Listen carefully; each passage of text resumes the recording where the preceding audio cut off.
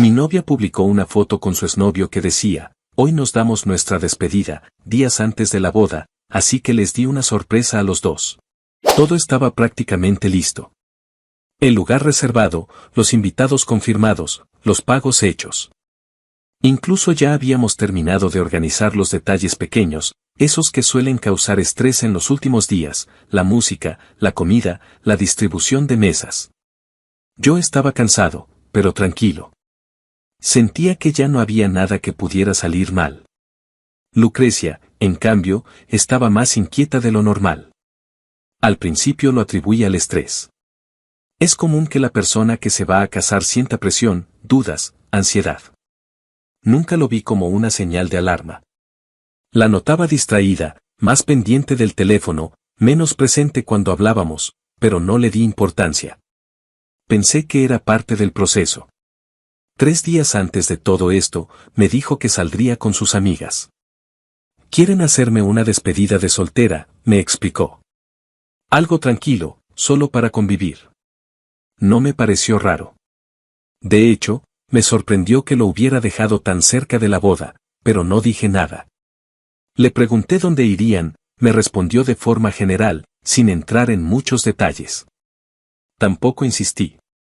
No soy de los que revisan ni cuestionan todo. Ese fue el primer error.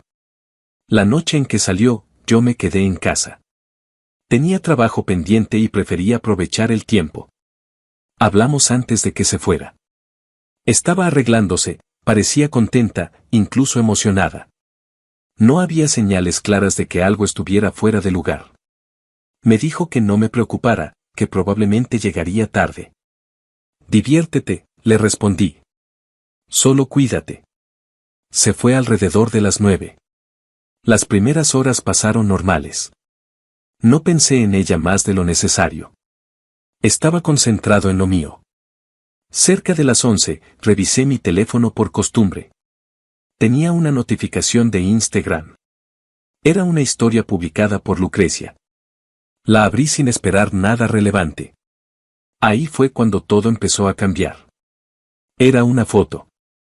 Lucrecia estaba sentada en una mesa, con una copa en la mano. Sonreía. A su lado estaba un hombre. No tuve que pensar mucho para reconocerlo. Era su exnovio. No era alguien cualquiera. Yo sabía quién era. Ella me había hablado de él en el pasado, aunque siempre de forma superficial. Según ella, su relación había terminado hace años y no había nada pendiente. Lo que más me llamó la atención no fue solo que estuvieran juntos. Fue el texto que acompañaba la imagen. Hoy nos damos nuestra despedida. Leí esa frase varias veces. No tenía contexto suficiente para interpretarla de forma neutral. No era una despedida entre amigos cualquiera. No con ese tono. No con esa persona. No a 2 semanas de nuestra boda. Intenté no reaccionar de inmediato. Pensé que podía haber una explicación. Quizá se había encontrado con él por casualidad. Quizá alguien más lo había invitado. Quizá la frase no significaba lo que parecía. Pero había algo que no encajaba. La forma en que estaban sentados, la cercanía, la expresión de ambos, no era incómoda ni distante. Era familiar. Decidí llamarla. No contestó. Esperé unos minutos y volví a marcar. Tampoco respondió. Le envié un mensaje corto, directo. ¿Por qué estás con él? Pasaron varios minutos antes de que viera que estaba en línea. No respondió de inmediato. Cuando finalmente lo hizo, su mensaje fue breve. Te explico después. Eso no ayudó. La llamé otra vez. Esta vez sí contestó. Su voz sonaba diferente. No exactamente nerviosa, pero sí tensa. ¿Qué pasa?, dijo. No rodeé el tema. Vi la foto. Hubo un silencio corto. No es lo que parece, respondió casi de inmediato. Era una frase predecible. Entonces explícame qué es, dije. Escuché ruido de fondo. Música, voces. No parecía un ambiente tranquilo. Es solo una cena, dijo. Nos encontramos, empezamos a hablar y decidimos despedirnos bien. Nada más. ¿Despedirse de qué? Pregunté. De todo lo que quedó pendiente. No tenía sentido. Nos casamos en 2 semanas, le dije. ¿Y decides hacer esto ahora? No lo planeé, respondió. Solo pasó. Esa explicación era demasiado simple para algo que claramente no lo era. ¿Estás sola con él? Dudó un segundo antes de responder. Sí, pero no tiene nada de malo. Solo estamos hablando. No elevé la voz. No hice un escándalo. Intenté mantener la conversación lo más clara posible. Lucrecia, esto no es normal, dije. No en este momento. No así. Te estás imaginando cosas, respondió. Te lo juro, solo es una despedida. Quiero cerrar ese capítulo antes de casarme contigo. Esa frase me dejó pensando. Cerrar ese capítulo. No era algo que se hace en privado, de noche, con alguien con quien se tuvo una relación importante. Menos aún cuando ya hay un compromiso formal con otra persona. Regresa a casa, le dije. Hablamos mañana. No puedo irme así, respondió. Solo dame unas horas. No insistí más en ese momento. La conversación no iba a avanzar. Colgué. Durante un rato traté de volver a concentrarme en lo que estaba haciendo, pero ya no era posible. La situación no era ambigua. No era una coincidencia sin importancia. Había decisiones detrás de lo que estaba pasando. Pasaron las horas. No volví a llamarla. Tampoco me escribió. Cerca de la 1 de la mañana, recibí un mensaje de un número desconocido. No tenía nombre ni foto. Solo un video adjunto. Lo primero que pensé fue que era spam o algo irrelevante. Estuve a punto de ignorarlo. Pero algo me hizo abrirlo. El video comenzaba con una toma inestable, como si alguien estuviera sosteniendo el teléfono sin mucho cuidado. La imagen se estabilizó después de unos segundos. Reconocí el lugar de inmediato. Era una habitación. No era la nuestra. La cámara se movió lentamente. No voy a describir cada detalle, pero lo esencial era claro, Lucrecia estaba ahí, dormida, en una situación que no dejaba espacio para interpretaciones inocentes. No parecía consciente de lo que estaba ocurriendo en ese momento. Sentí un golpe en el estómago. Antes de que pudiera procesarlo completamente, una voz habló desde detrás de la cámara. Era él. Su tono era burlón, confiado, como si supiera exactamente el efecto que iba a causar. Mira, dijo. Aquí está tu prometida. Hizo algunos comentarios más, todos con la misma intención, provocar, humillar, dejar claro que lo que había pasado no era algo menor. No necesitaba escuchar más. Detuve el video. Me quedé viendo la pantalla unos segundos. No había duda sobre lo que significaba. No había explicación que pudiera justificarlo. Sentí enojo, sí. Pero no fue una reacción explosiva inmediata. Fue algo más frío. Tomé el teléfono y lo lancé contra el suelo. El golpe resonó en la habitación. Me quedé de pie, inmóvil, tratando de ordenar lo que acababa de ver. La situación ya no era confusa. No había versiones posibles. No había malentendidos. Había una decisión clara de su parte. Y también una intención clara de él al enviarme ese video. No se trataba solo de lo que había pasado entre ellos. Se trataba de hacerme saber. De asegurarse de que yo lo viera. De convertirlo en algo irreversible. Respiré hondo varias veces. No intenté llamarla. No tenía sentido en ese momento. Cualquier conversación que ocurriera en ese estado solo iba a empeorar las cosas o a generar respuestas impulsivas. Caminé por la casa durante varios minutos. Pensé en todo lo que habíamos construido. En los años invertidos. En la boda que estaba a punto de ocurrir. En las personas que ya estaban involucradas. Todo eso se había vuelto irrelevante en cuestión de minutos. Me detuve. Miré el teléfono en el suelo. Y decidí lo que iba a hacer. Al día siguiente, lo primero que hice fue revisar todo lo relacionado con la boda. No lo hice por nostalgia ni por intentar salvar algo. Lo hice por dinero y por lógica. Había demasiado invertido como para simplemente cancelar todo sin pensar. El salón era el gasto más grande. Leí el contrato completo, línea por línea.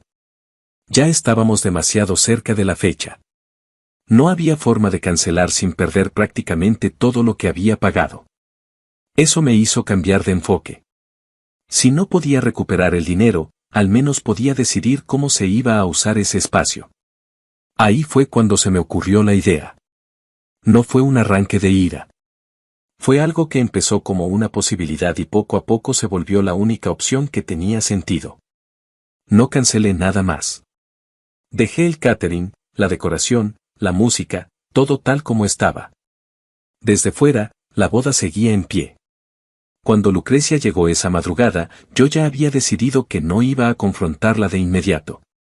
No porque no tuviera motivos, sino porque ya no necesitaba respuestas. Al día siguiente, ella fue la que sacó el tema.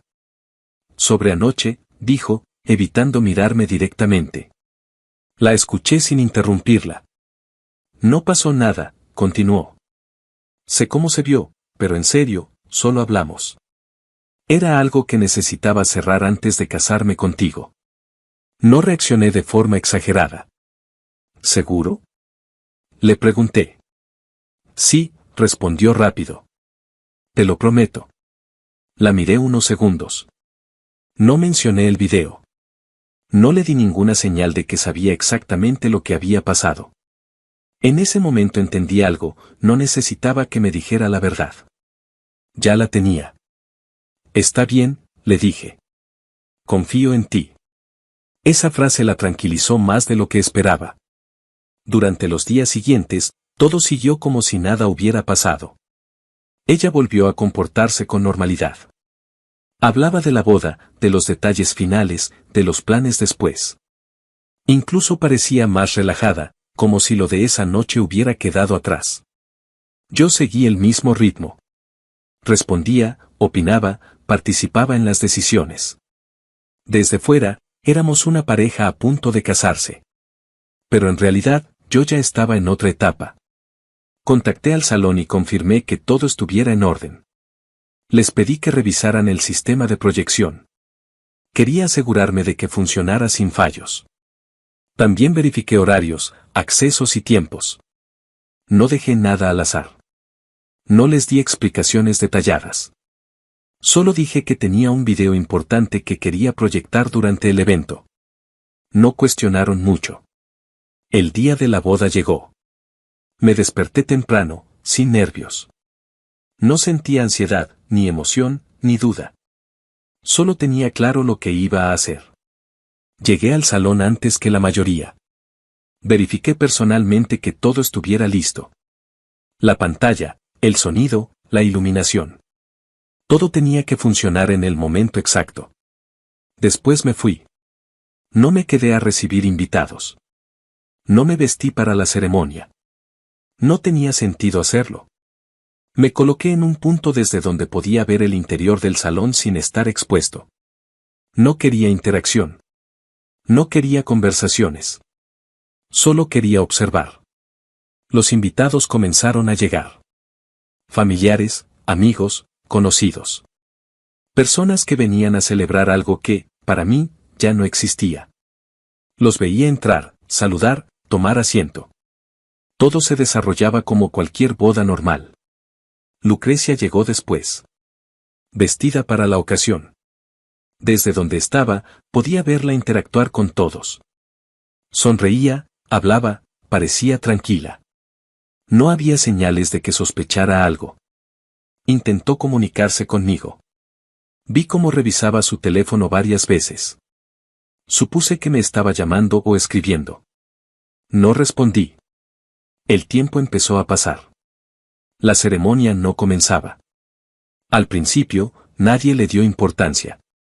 Es normal que haya retrasos. Pero los minutos se acumularon.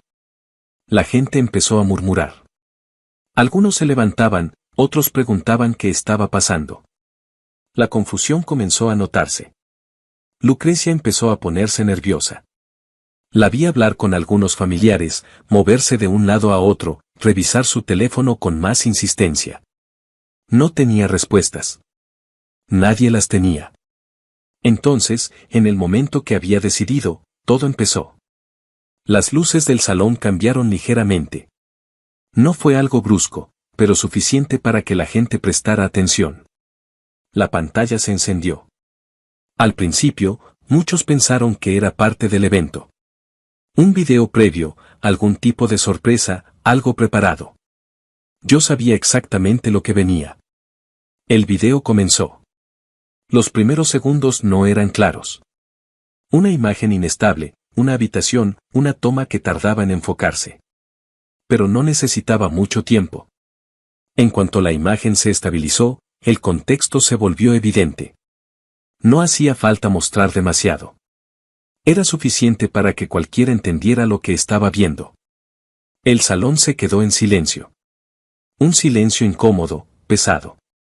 Algunas personas dejaron de mirar. Otras se quedaron completamente quietas. Nadie hablaba. Todos estaban procesando lo mismo. Busqué a Lucrecia con la mirada. La encontré casi de inmediato. Estaba mirando la pantalla. Su expresión cambió en cuestión de segundos. Primero confusión. Luego incredulidad. Después miedo. No, la vi decir, aunque no podía escucharla. Intentó reaccionar, pero no sabía cómo.